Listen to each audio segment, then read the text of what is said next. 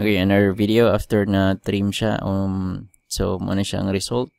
Much lesser na yun ang file name niya. So kung yung maning i-total, you can see 465 na lang. So kung i-compare niyo muna siya sa katong original niya, that is 2.67 gig. So dako-dako yun ang iyang file size nga nakuha. So tag 100 MB na lang ni sila kapin.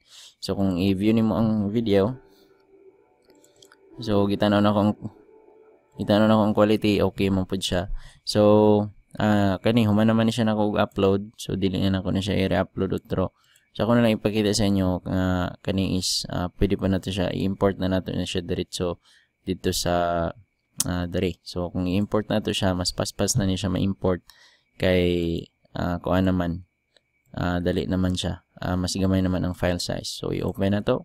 So you can see that importing. Ito, na-import nito. Acquire video. Adara, kumana? Di na mo. Ito nang ganiya.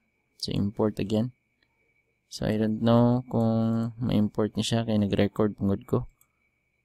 Dapat ma-import siya. Tama. Na-import din siya pero dili pa siya kuan kaya na pa man siya nag-upload pa man ko sa uban nga video.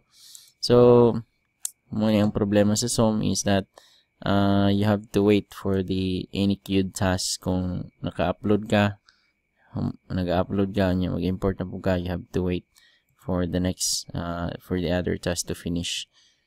So that's basically it about sizing, resizing, and optimizing your video using Freemake and then importing that on Screencast-O-Matic. So later on, I'm gonna mahuman ni siya og import. So akong i-add ang inyong i-add na ko ang mag-edit ko aning video. So ipakita sa inyo some basic other things that you could do.